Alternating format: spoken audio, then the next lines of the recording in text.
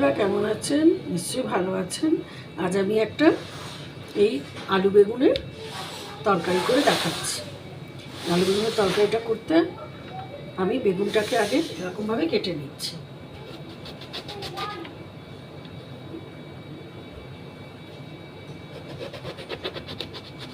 একটু পাতলা পাতলা করে কাটবো।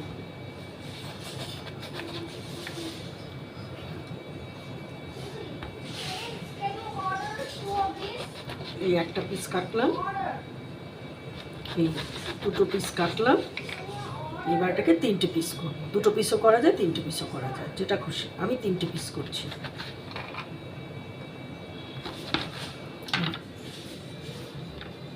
এভাবে কেটে রাখ। বেগুন কেটে নিয়েছি, এবারে আলু কাটবো। আলুটাকেও প্রথমে এরকম মাঝখান থেকে কেটে নিলাম, তারপরে এরকম আবার কেটে একটু পাতলার দিকে এটাকে এরকম একটু পাতলা করে এইরকম শেপে আলুটাও কেটে নিচ্ছি। 2টো আলু দেবো একটা বেগুনে। আলুও কেটে নিয়েছি, আলু কেটেই জলে রেখে দিয়েছি। এবারে টমেটো কাটবো। আমি একটা বড় টমেটো নিয়েছি, ছোটো টমেটোও নেওয়া যাবে। ছোটো টমেটো নিলে একটু বেশি নিতে হবে। আমি একটা বড় টমেটো নিয়েছি। এটাকে এবারে এরকম একদম মিহি করে কুচিয়ে নেব, একদম সরু সরু করে।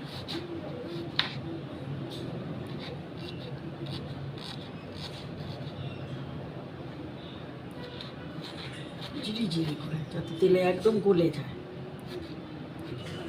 এই যে এইরকম করে কাটছি।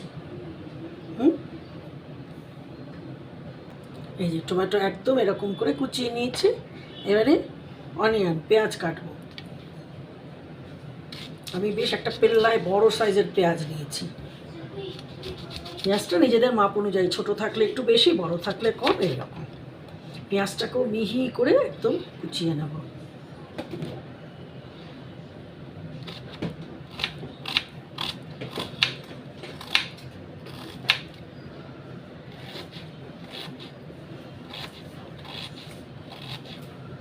একদম সরু সরু করে কুচাচ্ছি, মানে জিরি জিরি যাকে বলি আমরা আর কি, সেই জিরি জিরি করে কুচিয়ে নিচ্ছি একদম একদম। এই যে একদম একদম জিরি জিরি করে এরকমভাবে কুচিয়ে নিচ্ছি। আচ্ছা, পেঁয়াজ কেটে নিয়েছি, পেঁয়াজ কাটা হয়ে গেল, টমেটো কাটা হয়ে গেল। এইবারে এখান থেকে আদা নেব। আদা, জিঞ্জারটাকে এরকম ছোটো করে কেটে নিচ্ছি একটু, কারণ এটাকে এবারে আমি ছেঁচবো, এটা পিষবো না। এর সাথে নিচ্ছি 2টো কাঁচা লঙ্কা, গ্রিন চিলি 2টো, আর নিচ্ছি এই 5-6 কোয়া এই রসুন। এটাকে রাখলাম। এবার এটাকে কি করছি দেখাচ্ছি। এটাকে আগে এইরকম এই হামামের মধ্যে এই আদা, এই কাঁচা লঙ্কা আর রসুন এটা দিয়ে রাখছি। এটাকে আমি এই হামামে পিষবো। তার আগে এখানে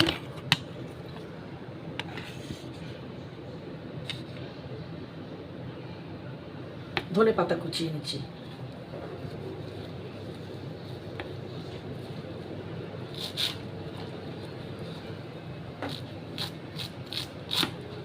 সব গুছিয়ে নিচ্ছি, ঝটপট রান্না হয়ে যাবে।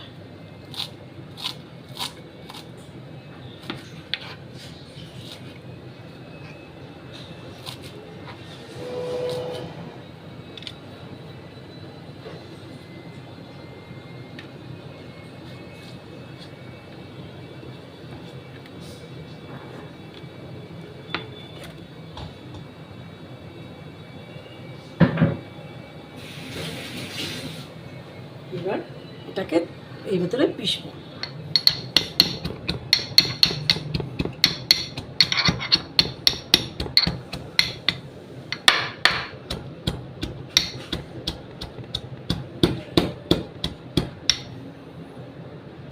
এই যে কি সুন্দর এটাকে এরকমভাবে এই পিষে নিয়েছি, দেখা যাচ্ছে, বোঝা যাচ্ছে। এইবার নেক্সট স্টেপ রান্না শুরু করছি। এই গ্যাস আমি জ্বালিয়ে দিলাম।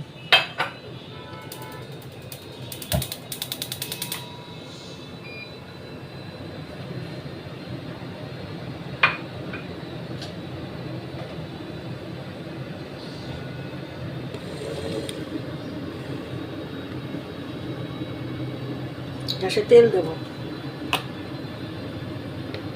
এই কড়াইতে।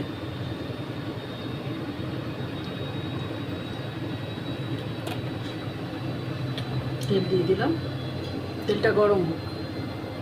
তেল গরম হয়ে গেছে, এবারে আমি আলু ছাড়বো।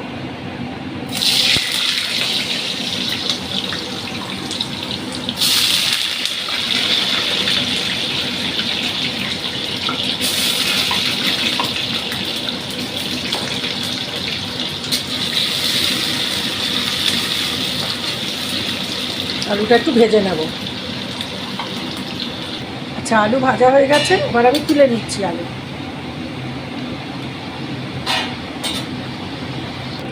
এই আলু ভাজা হয়ে গেল। হ্যাঁ, এইবার এই কড়াইতে আমি দেবো, তেলটা একটু কমিয়ে দিলাম, গরম ছিল।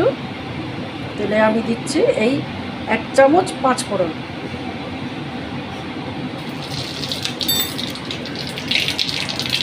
গ্যাসটা একদম কমিয়ে দিলাম।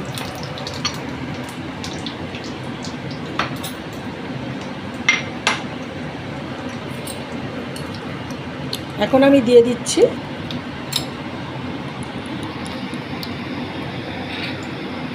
এই ছাঁচা মশলাটা, আদা রসুন আর কাঁচা লঙ্কা।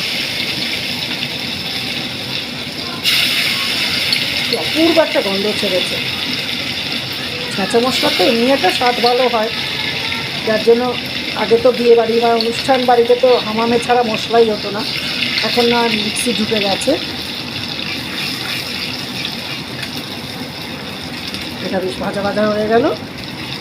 আমি কিন্তু গ্যাস কমিয়ে রেখেছি। হ্যাঁ, এইবারে আমি দেব পেঁয়াজ।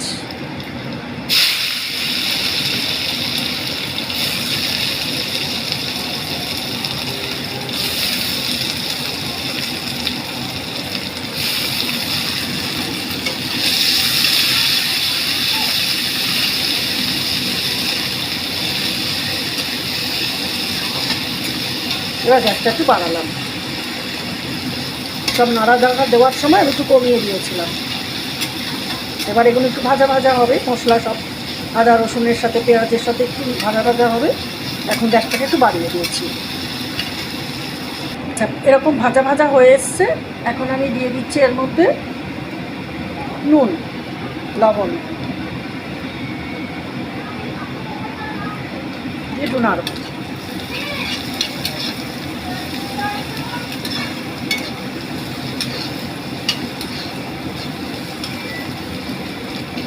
এবার এর ভেতরে দিয়ে দেবো টমেটোটা।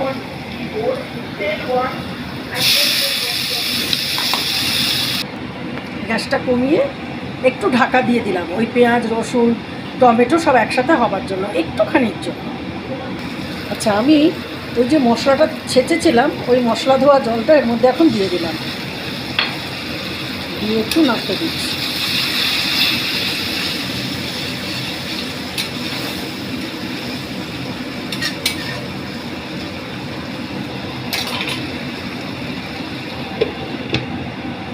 আচ্ছা, ঢাকনা খুলে দিচ্ছি। হ্যাঁ, সুন্দর তেল বেরিয়ে গেছে, মানে পেঁয়াজ রসুনটা কষে গেছে। এবার এর ভেতরে মশলা দেবো। এই দিচ্ছি হলুদ,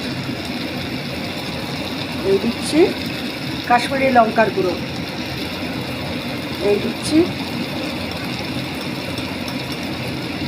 ভর্তি করে ধনে, আর একটু ধনে দেবো, এটাতে ধনেটা বেশি যায়, ধনে।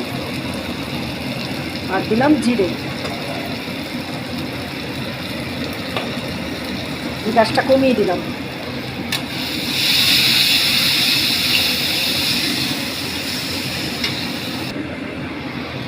চিনি,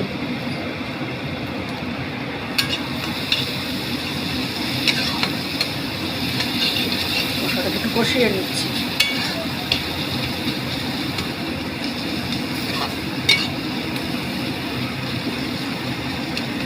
মশলা থেকে তেল ছেড়ে এসছে। এখন এই আলুটা দিয়ে দিলাম, দিয়ে বেগুন দিয়ে দিচ্ছি। নোটিস করবেন আমি কিন্তু বেগুন ভাজলাম না, বেশ হেলদি বলা চলে, কম তেলে হয়ে যাচ্ছে, কিন্তু খেতে খুব ভালো লাগবে। মশলার সাথে বেগুনটাকে মাখিয়ে দিচ্ছি।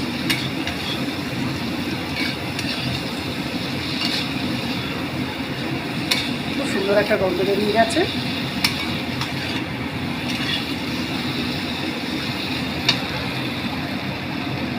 এবার জল দেবো।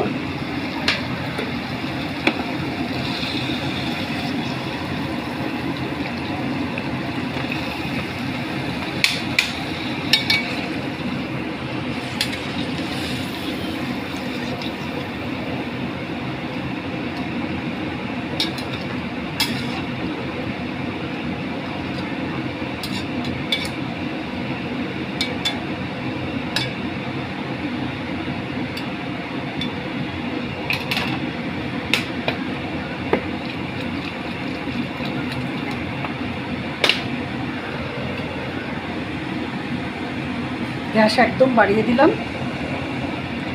ফুল ফ্লেমে একটা ঢাকা দিয়ে দিলাম। এবার এটা হোক। আচ্ছা, এবার এই তো বেগুনের তরকারি দিয়ে খাবার জন্য একটু পরোটা বানাবো। পরোটাটা বানাতে আমি এখানে নিয়েছি 2 কাপ ময়দা, একটু নুন যেটুকু দিতে হয়, আর একটু জোয়ান,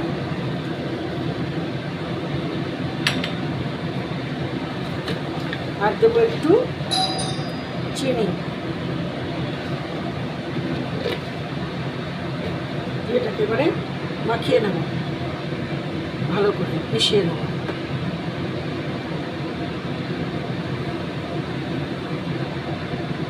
মিশিয়ে নিলাম। এবারে মাপ করে একটু তেল দেবো। তেলের একটা ব্যাপার আছে, যদি খুব খাস্তা করতে হয় তাহলে এটা বানিয়ে এটা মুট করে দেখতে হয় যেটা কতটা হলো। এই যে আমার ময়দা মাখা খাস্তা ঠিক হয়ে গেছে। কীরকম এই মুট করলাম, এই গুঁড়ো গুঁড়ো হয়ে পড়ে গেল। এবার জল দিয়ে আস্তে আস্তে মাখবো। এবার আমি মাখবো। প্রথমে একটু জল বেশি দিয়ে দিলাম মাখার জন্য, তারপরে আস্তে আস্তে করে দেখে দেখে অল্প অল্প করে স্পুনে করে করে আমি দেব। ঠিক আছে, আগে একটু দিয়ে দিলাম, কিন্তু পরের কোনো আমি স্পুনে দেবো। কেন কি, খুব কম, প্রথমত কম ময়দা, আর দ্বিতীয়ত যদি বেশি হয়ে যায় আমার যেটা মাপের লাগবে তার চেয়ে বেশি তখন মাখতে হবে। এটা একটা টেকনিক। ময়দা মাখা ডান হয়ে যায়। এবার আমি এটার থেকে লেচি কাটবো। আচ্ছা, তরকারি হয়ে গেছে, গ্যাস দিলাম বন্ধ করে। এইবার আমি এর উপরে ছড়িয়ে দিচ্ছি গরম মশলা। গ্যাস কিন্তু বন্ধ। আর দিচ্ছি এই ধনেপাতা। একটা জিনিস দেখাচ্ছি, দেখুন বেগুন কীরকম সুন্দর নরম হয়ে গেছে, দেখবেন এই দেখুন, এই একদম ভেঙে ঢুকে গেল। এবার আমি এটা বাড়ছি, বেড়ে দেখ। আচ্ছা, এবার পরোটা করার জন্য প্রথমে আমি এই চাকিটাতে ভালো করে ময়দা মাখিয়ে নিলাম। একটু মাখিয়ে নিয়ে এই গোল্লাটাকে একটু ময়দার মধ্যে, ময়দাটা যে যেটা নেবে আর কি, যা যে যেতে বানাবে, এই নিলাম। নিয়ে সরিয়ে রাখি, চাটুটা হাতে লেগে যাচ্ছে। এবার এটাকে রাউন্ড শেপে আগে বেলবো।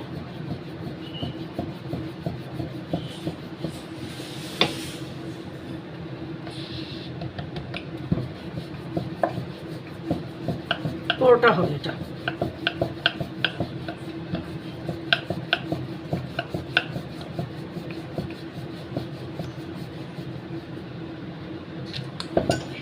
আচ্ছা, উল্টে উল্টে কেন দিচ্ছি, আটা ময়দার এই পরোটাতে যদি একটু উল্টে উল্টে বেলা যায় তাহলে ভালো হয়, বেশি বেশি মুচমুচে হয়। তাই জন্য আমি এটাকে উল্টে উল্টে বেলছি। এই হলো। এইবার এর মধ্যে আমি একটু এই তেল দিচ্ছি, একটুখানি তেল দিয়ে এটাকে এবারে পরোটার মতন করে বেলবো। এই দিলাম সামান্য, কিন্তু একটুখানি তেল দিচ্ছি, চামচের পেছন দিয়ে লাগিয়ে দিচ্ছি আর কি। এই করলাম। এবারে আবার ওই ময়দার মধ্যে মিশিয়ে ব্যাস জাস্ট পরোটার মতন করে ভেজে ফেলবো।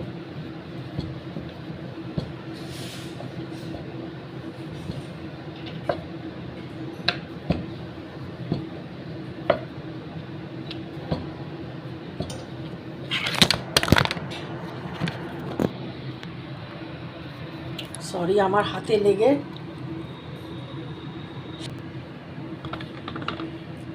দিয়ে দিলাম।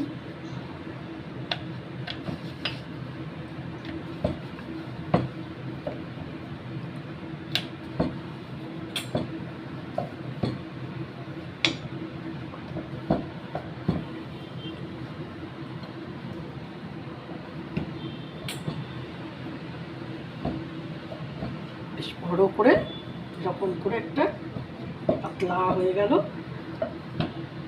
একটা সুন্দর পরোটা। গ্যাসটাকে জ্বালিয়ে দেবো, দিয়ে এই দিয়ে দিলাম পরোটাটা।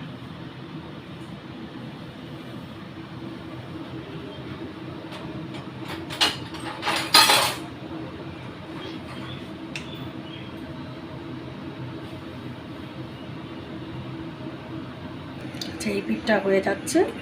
যখন এই পিঠটা হয়ে যাচ্ছে তখন আমি এর উপরে এই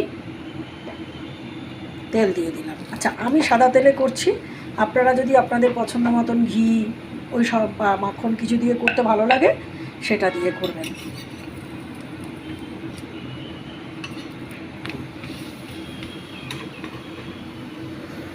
পিঠে আবার একটু তেল দিয়ে দিলাম, দিয়ে এবার চেপে দেবো, কারণ পরোটা একটু চেপে চেপে করতে হয়। একদম হাই ফ্লেমে রেখেছি, চেপে চেপে চেপে চেপে ভেতরে যাতে একদম তেলটা চলে যায়, মুচমুচে হয়।